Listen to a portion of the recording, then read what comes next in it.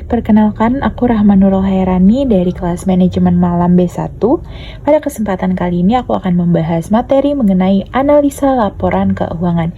Yuk, mari langsung saja kita simak pembahasan berikut ini. Kita mulai dari pengertian. Analisis laporan keuangan adalah kegiatan menganalisa laporan keuangan menggunakan konsep dan standar akuntansi keuangan, keakuratan dan pencegahan kesalahan penafsiran terhadap informasi keuangan di dalam analisis laporan keuangan dilakukan dengan menggunakan sifat dan konsep akuntansi keuangan selama proses analisa. Nah, sedangkan manfaat dari analisis laporan keuangan sendiri adalah sebagai berikut.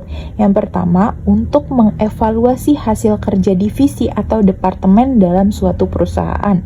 Lalu yang kedua, untuk mengetahui hasil kinerja, pendapatan, serta kemajuan atau perkembangan suatu perusahaan. Yang ketiga, untuk mengetahui kemampuan keuangan perusahaan serta daftar hutang yang dimiliki. Selanjutnya, untuk menentukan kebijakan perpajakan, dan yang terakhir, untuk meningkatkan kesejahteraan karyawan perusahaan. Kemudian, tujuan dari analisis laporan keuangan sendiri terdiri atas 4 nih teman-teman. Yang pertama, untuk penyaringan atau screening. Yang kedua, untuk peramalan atau forecasting. Yang ketiga, untuk diagnosa atau diagnosis. Yang keempat, untuk penilaian atau evaluation. Nah, lalu bagaimana hubungan akuntansi dengan pengambilan keputusan? Hubungan akuntansi dengan pengambilan keputusan adalah bahwa pelaporan keuangan harus memberikan informasi yang bermanfaat untuk investor, kreditor, dan pemakai lainnya saat ini maupun potensial atau di masa yang akan datang untuk pembuatan keputusan investasi, kredit, dan investasi semacam lainnya. Nah, untuk selanjutnya di sini kita akan membahas perbedaan dari ketiga analisis nih teman-teman. Yakni yang pertama yang akan kita bahas yaitu analisis akuntansi atau accounting analysis, merupakan proses evaluasi sejauh mana akuntansi perusahaan mencerminkan realitas ekonomi dengan mempelajari transaksi dan peristiwa perusahaan, menilai dampak kebijakan akuntansi terhadap laporan keuangan, menyesuaikan laporan tersebut agar lebih mencerminkan keadaan ekonomi yang mendasarinya dan membuatnya lebih sesuai untuk dianalisa. Sedangkan analisis dari keuangan sendiri adalah upaya yang dilakukan untuk mengevaluasi kelangsungan bisnis, subbisnis, stabilitas, hingga profitabilitas perusahaan. Upaya ini dilakukan oleh seorang profesional dengan menggunakan informasi yang didapatkan dari laporan keuangan dalam bentuk rasio. Dan yang ketiga, ada analisis laporan keuangan, merupakan catatan berisi informasi keuangan di suatu masa akuntansi yang nantinya dipakai dalam menggambarkan hasil kinerja perusahaan. Laporan keuangan sendiri menjadi bagian dari proses pelaporan keuangan. Kegiatan ini biasa dikerjakan oleh pihak audit di lembaga pemerintahan, firma, akuntan, dan lembaga lainnya. Tujuannya adalah memastikan akurasi serta tujuan terkait pembiayaan, pajak, atau investasi. Nah, untuk selanjutnya yang akan kita bahas yaitu beberapa laporan keuangan. Di antaranya yang pertama di sini ada neraca. Di bidang akuntansi, neraca merupakan laporan keuangan perusahaan di mana di dalamnya adalah informasi aset, kewajiban pembayaran ke pihak terkait mengenai operasional, serta modal dari periode tertentu. Komponen yang ada di dalam neraca adalah data histori aktiva. Data histori tersebut berisi mengenai semua sumber modal atau keuangan, baik dari pemegang modal atau utang kewajiban. Neraca bisa disusun menjadi dua format, yakni bentuk T atau skontrol dan bentuk laporan atau stafel.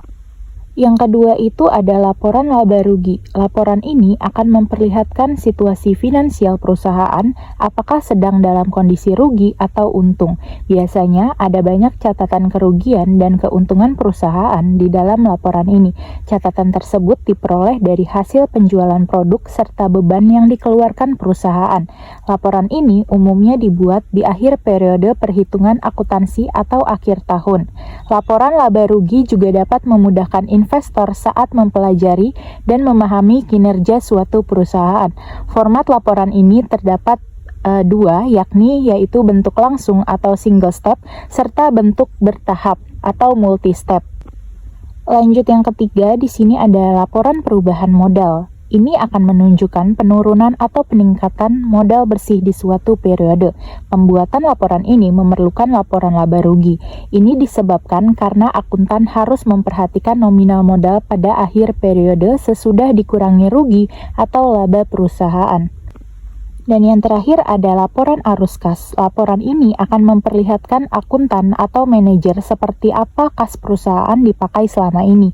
Berarti manajer bisa memantau semua sumber serta bagaimana penggunaan dana perusahaan. Laporan ini termasuk krusial dalam analisis laporan keuangan karena adanya arus kas bisnis. Disebut juga sebagai laporan arus kas karena di dalamnya terbagi 3 kegiatan utama. Di antaranya adalah aktivitas pendanaan, operasi, dan investasi. Kemudian kita lanjut ke contoh soal nih teman-teman. Di antaranya di sini ada laporan posisi keuangan oleh PT Maju Pesona per tanggal 30 Desember 2018. Terdapat beberapa aset yang terdiri dari kas itu sebesar Rp100.000, lalu ada piutang sebesar Rp150.000, lalu ada persediaan sebesar Rp250.000, dan ada mesin sebesar Rp500.000. Lalu kita total aktivanya itu sebesar Rp1 juta. Lalu di sini terdapat hutang dan modal juga yang terdiri dari hutang lancar sebesar Rp200.000, hutang jangka panjang sebesar Rp400.000, modal saham sebesar Rp300.000, dan laba ditahan sebesar Rp100.000. Lalu total aktivanya sebesar Rp1 juta. Lalu di sini tertera proyeksi laporan laba ruginya yaitu penjualan bersih sebesar Rp2 juta, lalu harga pokok penjualan sebesar Rp1.500.000 dan laba kotornya sebesar Rp500.000. Nah, dari soal di atas kita diminta untuk menghitung beberapa rasio, diantaranya ada rasio likuiditas. Nah, di sini yang pertama itu rasio lancar. Rumusnya adalah aktiva lancar dibagi utang lancar dikali 100%. Kita masukkan rumusnya, rasio lancarnya itu sebesar Rp1 juta dibagi utang lancar sebesar Rp200.000 dikali 100%, hasilnya adalah 5%. Lalu yang kedua, rasio cepat, rumusnya adalah aktiva lancar dikurang persediaan, lalu dibagi utang lancar dikali 100%. Kita masukkan rumusnya, aktiva lancar sebesar Rp1 juta dikurang persediaan sebesar Rp250.000 dibagi Rp200.000 dan dikali 100%. Hasilnya adalah 3,75%. Lalu yang ketiga terdapat rasio kas, yaitu rumusnya kas ditambah modal saham dibagi utang lancar Rp100.000 ditambah Rp400.000 dibagi Rp20 juta, hasilnya adalah 3%. Nah, kita lanjut untuk rasio yang kedua. Di sini ada profitabilitas. Profit itu laba bersih dibagi total pendapatan dikali 100%. Laba bersihnya sebesar Rp500.000 dibagi total pendapatan sebesar Rp1.500.000 dikali 100%, hasilnya adalah 3%. Sedangkan pengambilan aset yaitu laba bersih dibagi total aset dikali 100%. Laba bersihnya adalah Rp2 juta dibagi total aset sebesar Rp1 juta dikali 100% sama dengan 2%. Dan yang terakhir di sini ada rasio solvabilitas. Yang pertama rasio utang terhadap modal, yakni total utang dibagi modal dikali 100%. Rp600.000 dibagi Rp300.000 dikali 100%, hasilnya adalah 2%. Sedangkan rasio utang, total utang dibagi total aset dikali 100%.